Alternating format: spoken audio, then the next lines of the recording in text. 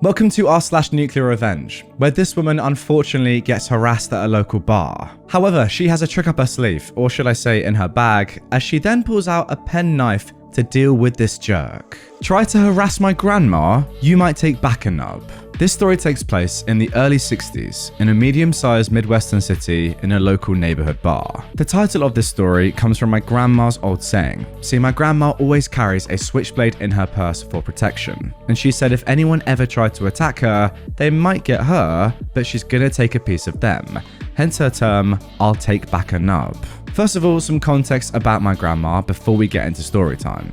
My grandma was born in the Deep South back in the 30s. She was one of 4 sisters, who I'll refer to for the rest of this as the 4 sisters. My family decided to migrate up to a northern Midwest city in the 50s. Just for clarification, my family is African American, so if you know anything about the United States history, you would understand why they would want to escape the Deep South during this time period. My grandma was 20-something when she moved north with her husband, my grandfather. The rest of her family, her sisters, mother and uncle, also moved up north. Because of housing discrimination, my grandparents were forced to live in the black neighborhood. The rest of the family also lived in this neighborhood and were basically within walking distance of each other. The thing to know about the 4 sisters is that they were all Spitfires. They are some of the most caring women you can know and were all excellent mothers and grandmothers, but they were not to be trifled or messed with. If you cross one of them, that might be your butt. This was especially true of my grandmother, who was all of 5'1" and fairly petite. The 4 sisters were quite the characters, and it didn't take the neighborhood long to know of these 4 sisters because of their crazy antics. They also loved hanging together on the weekends, either at one of their houses or sometimes at the local watering hole. On this particular night, my grandma wanted to go out for a few hours with her sisters. Only one could go, Aunt C. My uncle, my grandma's oldest son, was in charge of watching his siblings for a few hours on this lovely Saturday night as my grandma dressed to the nines and headed down about half a mile to the local bar to meet up with her sister. This was a pretty small bar that got a lot of regulars. My grandma had been there dozens of times and has plenty of stories to tell about her time there with her sisters and also with my grandfather. My grandma and Aunt C are lounging in the bar, having a couple of drinks and cracking some jokes with some of the regulars when a new character is introduced to the scene. This guy's name is Leroy. He was a regular as well. To picture this guy, I want you to think about a guy as skinny as Jimmy Walker and about the height of Kevin Hart. Combine this and make him about the age of 40 and you'll have Leroy. Now guys, I'm sure you all know who Kevin Hart is and how small he is, but this is Jimmy Walker, as you can see, a very skinny man. Leroy was a regular at the bar too, but then again, Leroy was a regular at almost every bar in town. You see kids, before the internet, online dating apps and hookup sites, the way most people met was at bars. Our good friend Leroy was notorious for wanting to have one-night rendezvous with the ladies at the bar. Well, everyone knew his game, and after he'd had a few one-night stands with some of the ladies in the neighborhood, most now avoided him like the plague. This, of course, didn't stop him from going to bars on a weekend, trying his best to shoot his shot and hoping a lovely filly might come home with him for the night. Leroy had flirted with my grandma and aunt on previous occasions, and even though he was told that they were both happily married, he kept trying to have a conversation with them. As soon as he entered, he once again strolled over there, trying to see if he could get some action with either of them. My grandma quickly told him not to waste his breath, but he sat down anyway. What surprised my grandma was that behind Leroy was another dude. He was well over 6 foot tall and handsome. My grandma honestly couldn't recall this guy's name, so we'll call him Jerk. My grandma knew right away that this Billy D. Williams wannabe was gonna try and sweet talk and charm his way into some ladies' pants that night. It seems that he had his sights set on his first target, which would be, of course, my grandmother and my Aunt C. It seems like our good friend Leroy was gonna try and be this jerk's wingman. He started off with some small talk to my grandma, couldn't tell her how gorgeous she was and something about how, getting lost with heater eyes and all that other nonsense. My grandma said that he had diarrhea of the mouth and pretty much let what he said go in one ear and find the nearest exits. My grandma quickly shut this clown down and let him know she wasn't interested. So then instead, he set his sights on my aunt. Now, even though my aunt can take care of herself, my grandma was always a little protective of her. This jerk made a comment about how nice my aunt's thighs were as he looked lustfully at her. My grandma quickly told this fool that my aunt was married and not interested in his nonsense. This is where the story changes and revenge comes into place. She's not interested and she's happily married, said my grandma. She can speak for herself, replied the jerk. He then said to Aunt C, Your legs must be tired because you've been running through my mind all night. Yes, this fool used the pickup line. Are you hard of hearing or something? Or a little slow? I told you she's married and not interested.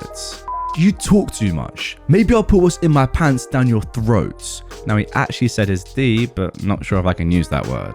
Ladies and gentlemen, this is where everything got real. Yes, everybody else in the bar knew you wouldn't and shouldn't talk to my grandma that way. She did not play for that nonsense. This is one of those times where you could actually hear a pin drop as everyone got quiet. My grandma exploded with an expected, "What the frick did you just say?" My grandma was seething with anger, but the joke played it off as if it was a good idea. My auntie knew what was about to go down. She grabbed my grandma and started leading her to the door. You see, my sister knew what many other people knew, and that my grandma kept a .38 snub-nosed revolver in her purse and typically a very sharp switchblade wrapped up in her bra. My aunt tried to leave my grandma out the bar to avoid any more confrontation, but my grandma wasn't having it. As she was being pushed out of the door by my aunt and another male customer, my grandma seized a nearby beer glass and flung it towards the jerk. Fortunately, glass didn't hit him and it erupted close to his feet, but it certainly got his attention. This well over 6 foot, well over 200-pound man jumped out of his chair and stormed towards my grandma, saying that he will kick her butt.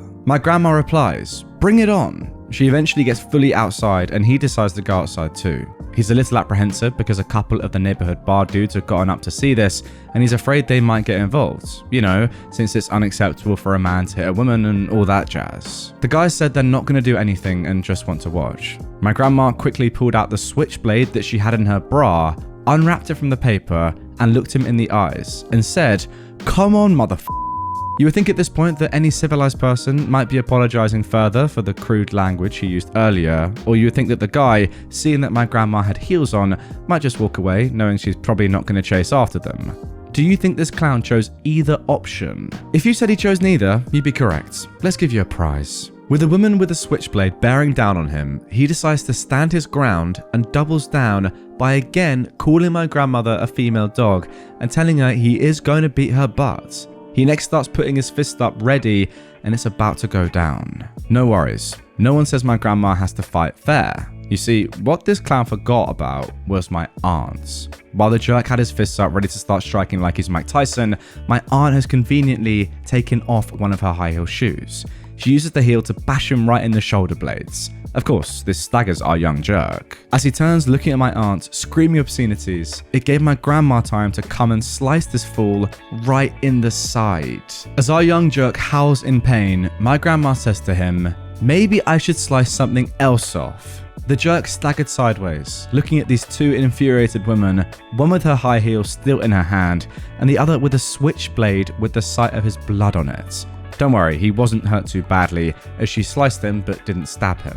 By this time, a few other people are stepping in and are trying to calm the situation down, and the jerk left the scene. The aftermath. My grandmother heard from others that the jerk went to the hospital and got treatment for getting sliced on the side. This was the 60s, so no cops were called, and if they had been called, they probably would have been really slow getting to the scene. I've got no idea what he told the hospital staff and doctors, but regardless, I heard he got patched up and was no worse for wear. Rumor has it that he ended up moving to Chicago a few months later. He never tried to get revenge on my grandma for this, so there's that. My grandma says she wasn't going to tell my grandfather about what happened. He was an over-the-road trucker and was out of town when this event happened. But you know how things quickly go through the grapevine. He of course scolded her for this, but she just gave him a wicked smile and said that the guy deserved it, and that he came at her, so it was self-defense anyway. I'm not sure that's exactly entirely true, but that's what she was sticking with. My grandma continued going to that bar every once in a while, and was a bit of a legend. Our friend Leroy ended up being the epitome of a deadbeat dad. Rumor has it that he has something like 10 kids with 8 or 9 different women. My grandma still has the switchblade, and yeah, she showed it to me. It's somewhere in her massive collection of items now, otherwise I'd attach a picture of it. I also learned that my grandma is a woman of her word, because she actually took back a nub in the form of an ounce of flesh from this butthole. Hopefully you enjoyed this story about my grandma. She's told me the story a few times and was a little fuzzy on a couple of details, as she is in her 90s now, but I'll do my best to answer any questions. And there we go. That is the end of that story. Let me know in the comments, do you think that this revenge was justified or not? Now, look, sexual harassment is objectively bad, but was this revenge a little bit too far? Did she have to actually slice this guy? I don't know. Maybe she did in order for him to learn his lesson, and clearly it wasn't that bad of an injury, but wow, getting a knife out, that's top level. I mean, the main takeaway for me from the story is how stupid this guy is. Like, forget the harassment part, that's bad enough, and that's dumb. Clearly, you got to be a moron to even think about doing something like that. But then seeing someone with a knife and continuing to try and fight them, where is your logic there? It doesn't matter who has got a knife in front of me. If someone has a knife out, I'm not going to go towards them. So dumb, and to be honest, he probably deserved it. Bait and switch, spoiled by their own policy. About a year ago, I signed on with a company offering a fairly generous salary and good benefits for what seemed to be a less demanding workload compared to my position at the time. I go through the onboarding, so far so good. The whole unlimited PTO, Kool-Aid and whatnot. The week I'm set to assume my duties, leadership announces, rather than salaried employees, across the board, we would be 1099 without benefits, with no guarantee of adequate workload. All other policies, aside from the pay structure and insurance, remained intact. They very much hammered this one home as some sort of consolation prize. Through public Slack channels, my new middle manager blisteringly rallied against the decision, very much backing their reports with ferocity I've never seen in a manager. I was appreciative. I'd left a salary position for this one to gain some stability, and now my income was zero, and there was no telling when I could earn given I had no accounts yet. I had 2 kids, and due to the cost of daycare, my wife is a stay-at-home mum. This would financially harm us horribly. Interspersed with my fear and anxiety were the constant reminders of the company's generous benefits offerings, which gave me an idea. That same infuriated middle manager was who approved my hours, expenses, and my PTO requests. Seeing an opportunity, I submitted 3 weeks of PTO. Within a few minutes, it was approved and signed off on. Now, due to those policies remaining intact, I was entitled to 40 hours worth of pay for the next 3 weeks, despite doing zero work, having no accounts yet, and having no intention of returning, thanks to their complete disregard for everyone below management. Those 3 weeks came and went. The policy was honoured, and I was paid my full salaried amount as it would have been before the restructuring. On my day back, I was assigned 1 account and given 6 hours of unpaid meetings a week that were mandatory. I then submitted 2 more weeks of vacation and got it approved. I thankfully got callbacks from places I turned down for this position and accepted a previous offer plus 20% and signing bonus. I made tens of thousands I never earned simply because they took away my chance to honestly earn it and tried to leave me with my butt in the wind. I'm still with that company that I subsequently joined, and I've never been happier financially, professionally, and spiritually. Now, the thing that springs out to me about this story is that this doesn't sound entirely legal. Not what you did, I'm saying what they did, the company. Surely you can't offer somebody a full-time contract at a certain salary and then say, oh no, actually, you're not getting this. Like, that can't legally be allowed. They could fire you, but they'd have to pay you notice and they'd have to give you notice. I just don't see how this can be a thing, right? Am I wrong here? I feel like there's more to this story. If you were to go to the IRS, I feel like this could turn into even more nuclear than it was. Because ultimately, right now, you only just got a bit of money out of them. You could have got them entirely shut down. Maybe that's something you want to do in the future. I don't know. It feels like there's more to this than I'm seeing. Big respect to the middle manager, by the way. He is one person that you'd love to work for, just standing up, not just for themselves, but also for their employees. Good to see. The company, though, very dodgy. I really want to know more.